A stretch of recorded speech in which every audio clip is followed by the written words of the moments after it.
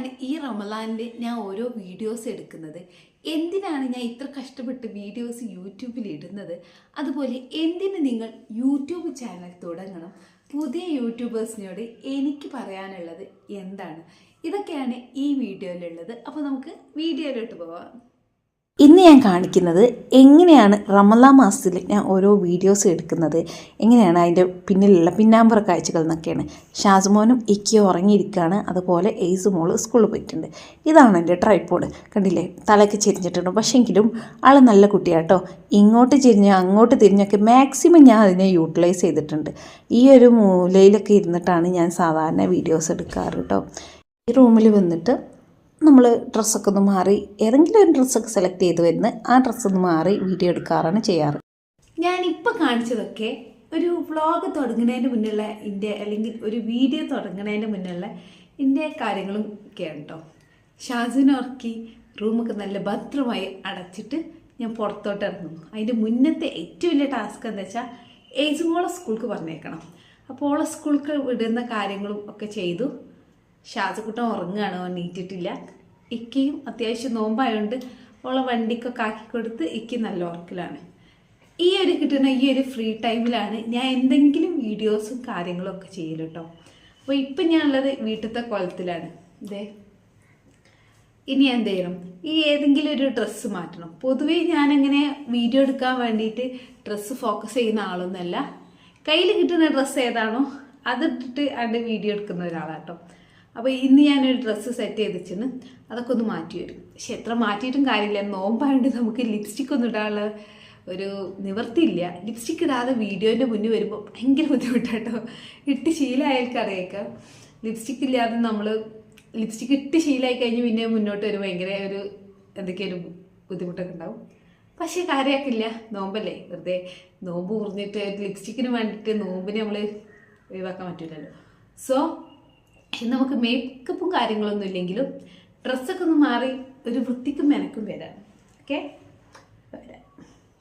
ഇനി ഇതിൽ കോമഡി ആയിട്ടുള്ളൊരു കാര്യം കൂടി പറയാം. ചിലപ്പോൾ ഇന്നെ പോലെയുള്ള യൂട്യൂബേഴ്സ് ഉണ്ടെങ്കിൽ ഒന്ന് പറയാം കേട്ടോ. അതായത് ഞാനിത് ഈ ഒരു ടോപ്പ് നല്ല ഭംഗിയുള്ളൊരു ടോപ്പാണ് കേട്ടോ.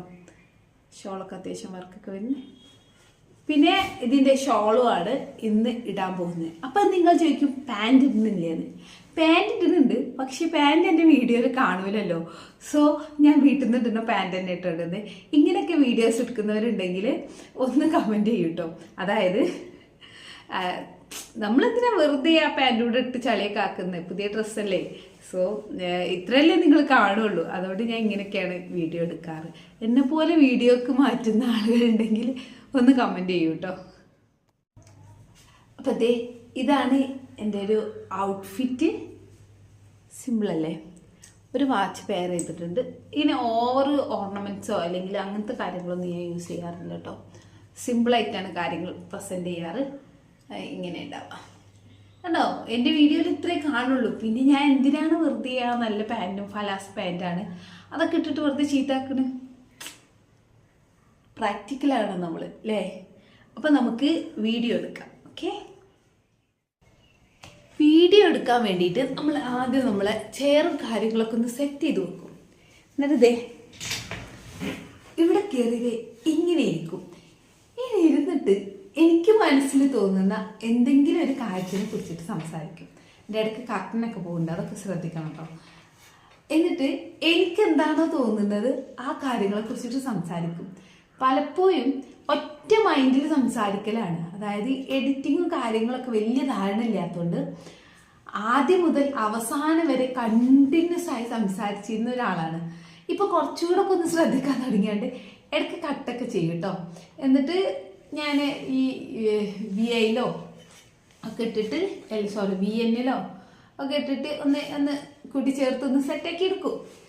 അല്ലാതെ വലിയൊരു എഡിറ്റിങ്ങോ കാര്യങ്ങളോ ഒന്നും എനിക്കറിയില്ല കേട്ടോ. പിന്നെ എൻ്റെ അടുത്ത് ഒരുപാട് പേര് ചോദിക്കുന്ന ഒരു കാര്യമാണ്, വീട് കാണിച്ചൂടെ, വീട്ടിലെ ആളുകളെ കാണിച്ചൂടെ എന്നൊക്കെ കേട്ടോ.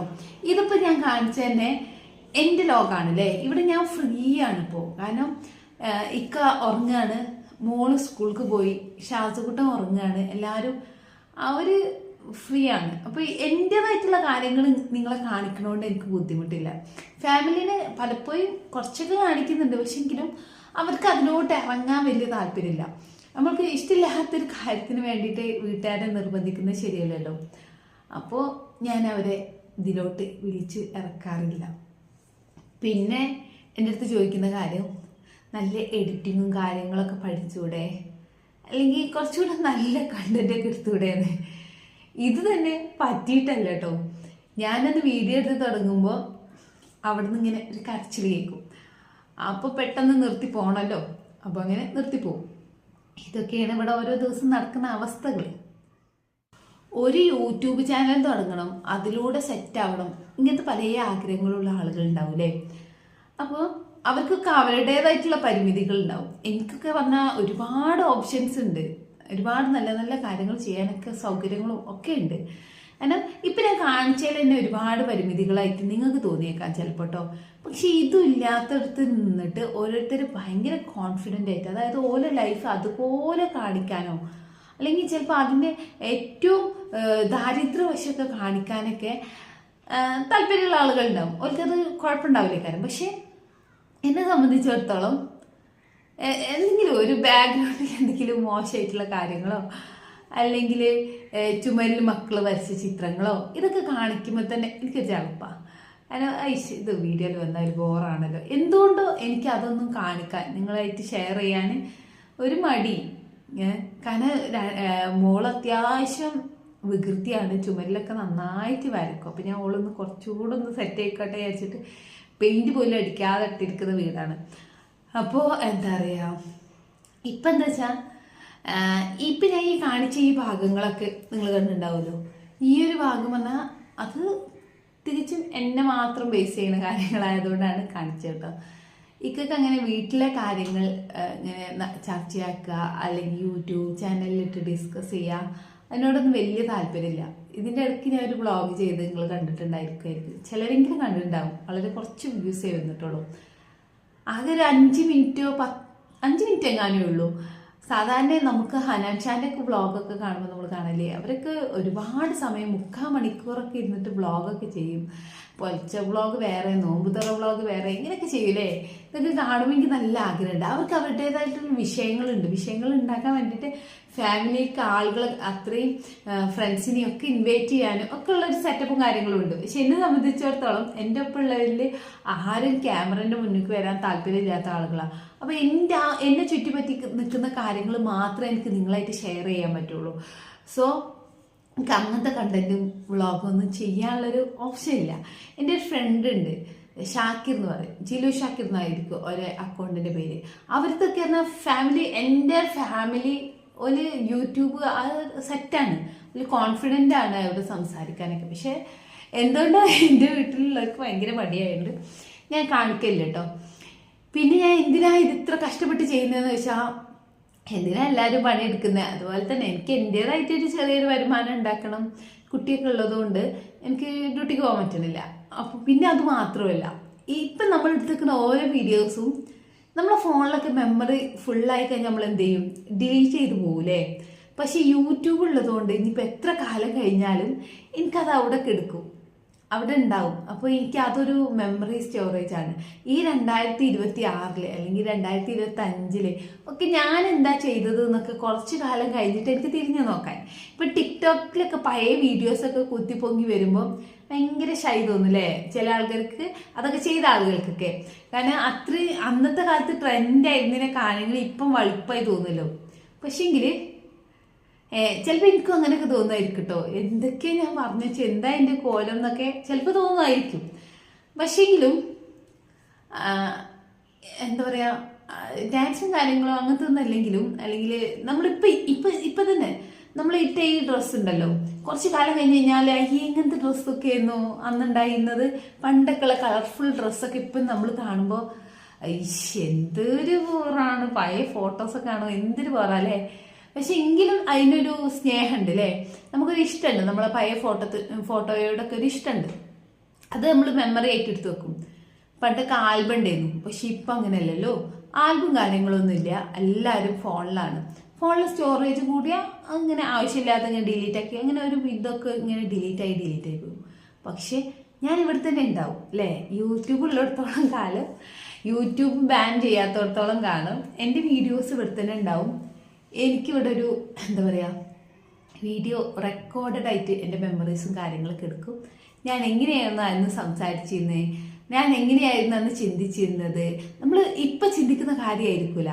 അതായത് ഇന്നിപ്പോൾ എനിക്കൊരു കാര്യത്തിനെ കുറിച്ചിട്ടുള്ള ഒരു അഭിപ്രായം ആയിരിക്കില്ല നാളെ അല്ലേ, അല്ലെങ്കിൽ അടുത്ത സെക്കൻഡ് ചിലപ്പോൾ മാറും, അടുത്ത മിനിറ്റുകളിൽ തന്നെ മാറാൻ ചാൻസസ് ഉണ്ട്. കാരണം ഞാനൊരു പക്ഷേ അതിന് മുന്നേ എന്തെങ്കിലും ഒരു വീഡിയോ കാണേ, ഞാനിപ്പോൾ ഒരു വീഡിയോ ചെയ്ത് നോക്കുക, ഒരു വീഡിയോ ആ വീഡിയോ ചെയ്ത് കഴിഞ്ഞിട്ട് ഞാൻ ഇങ്ങനെ ആലോചിക്കുകയാണ്, ഞാൻ പറഞ്ഞതൊക്കെ ശരിയാണ് എന്ന് ഞാൻ ആലോചിക്കുകയാണ്.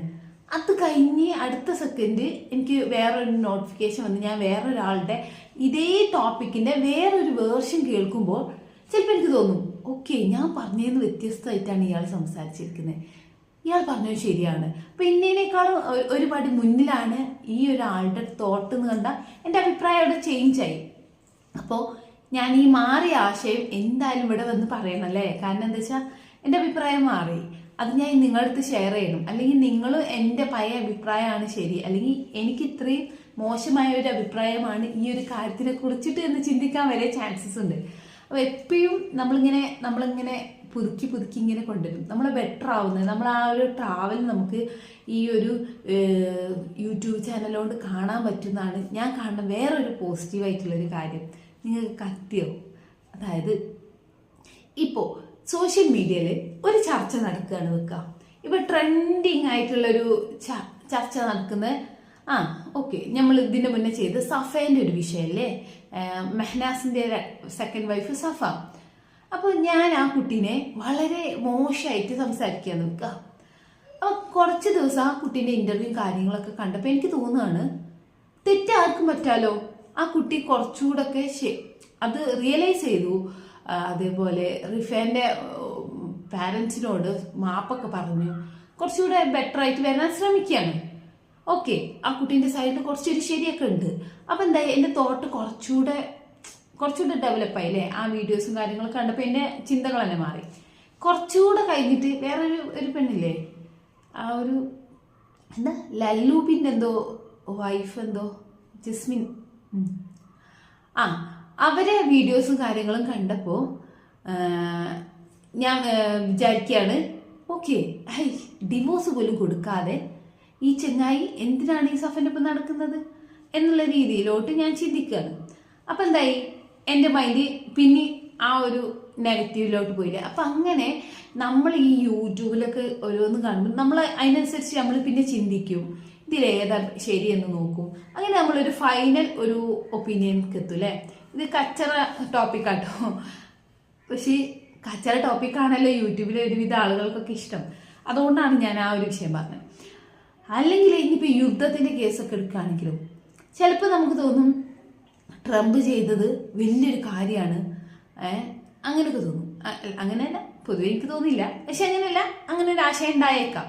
കാരണം കുറച്ച് ഒരു BJP ആളുകൾക്കൊക്കെ അങ്ങനെ തോന്നും. പക്ഷേ ഈ സെയിം ആളുകൾ തന്നെ കൂടുതലായിട്ട് പഠിക്കുകയാണ്, എന്താണ് ഇവരെ ഉദ്ദേശം, എപ്സിൻ ഫയൽ മറക്കാനുള്ളതാണോ അതോ എണ്ണപ്പാടങ്ങളാണോ അതോ ശരിക്കും അവിടെയുള്ള സ്ത്രീകൾക്ക് സംരക്ഷണം കിട്ടാൻ വേണ്ടിയിട്ടാണോ എന്നുള്ള കാര്യങ്ങളൊക്കെ കുറിച്ച് ഒന്നുകൂടെ ഒന്ന് പഠിക്കുമ്പോൾ ഇവർക്ക് തോന്നും, ഓക്കെ ഞാൻ നിൽക്കുന്നത് റോങ് ആയ സൈഡിലാണ്.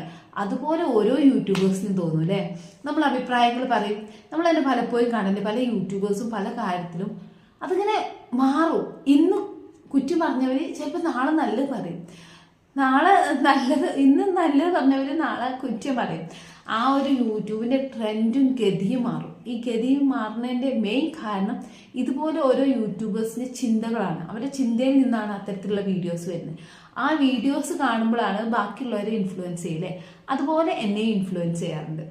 അപ്പം എൻ്റെ തോട്ടുകൾ മാറും. അപ്പം എനിക്ക് വരുന്ന ആ ഒരു മാറ്റം അത് നിങ്ങൾക്ക് ഇതിലൂടെ ഇങ്ങനെ കാണാൻ പറ്റും. പക്ഷെ അതിങ്ങനെ കണ്ടിന്യൂസ് ആയിട്ട് നിങ്ങൾ ആരും എൻ്റെ വീഡിയോസ് ഇരുന്നിട്ട് ഇവൾ ഇതൊക്കെയാണ് ചിന്തിക്കുന്നത്, ഇപ്പം ഇവളുടെ ചിന്താഗതി മാറി, ഇപ്പം ഇവൾ ഇങ്ങനെയാണ് എന്നൊന്നും പറഞ്ഞ് വിലയിരുത്തൂല. പക്ഷെ ആർക്ക് വിലയിരുത്താം? എനിക്ക് വിലയിരുത്താം അല്ലേ. ഞാൻ മുമ്പ് ഇങ്ങനെയായിരുന്നു, ഇപ്പം ഞാൻ കുറച്ചുകൂടെ ഒക്കെ ബെറ്റർ ആയിട്ടുണ്ട്. അല്ലെങ്കിൽ ഞാൻ മുമ്പത്തേനേക്കാളും വളരെ മോശമാണ്, കുറച്ചുകൂടി ബെറ്റർ ആക്കണം, എൻ്റെ ചിന്തകൾ മാറ്റണം, കുറച്ചുകൂടെ പുസ്തകങ്ങൾ വായിക്കണം, കുറച്ചുകൂടെ നല്ല നല്ല ആശയങ്ങൾ കൊണ്ടുവരണം, ഇങ്ങനെയൊക്കെ എനിക്ക് തോന്നൂലേ. അതിനൊക്കെ വേണ്ടിയിട്ട് കൂടിയാണ് ഞാൻ എന്നെ തന്നെ ഒന്ന് പോളിഷ് ചെയ്തെടുക്കാനും എന്നെ തന്നെ ഒന്ന് ഷാർപ്പൻ ചെയ്ത് വെക്കാനും കൂടിയിട്ടാണ് ഈ ഒരു യൂട്യൂബ് ചാനലായിട്ട് മുന്നോട്ട് വന്നത്. അപ്പം ഇനി എന്നെ കാണുമ്പോൾ എൻ്റെ ചെറിയ ഫ്രണ്ട്സ് ആൻഡ് ചെറിയ ഫാമിലി മെമ്പേഴ്സ് ചോദിക്കരുത് എന്തിനാണ് നീ യൂട്യൂബിലൊക്കെ പോകുന്നത് എന്നൊന്നും ചോദിക്കരുത്. ഇതൊക്കെയാണ് എൻ്റെ മറുപടി.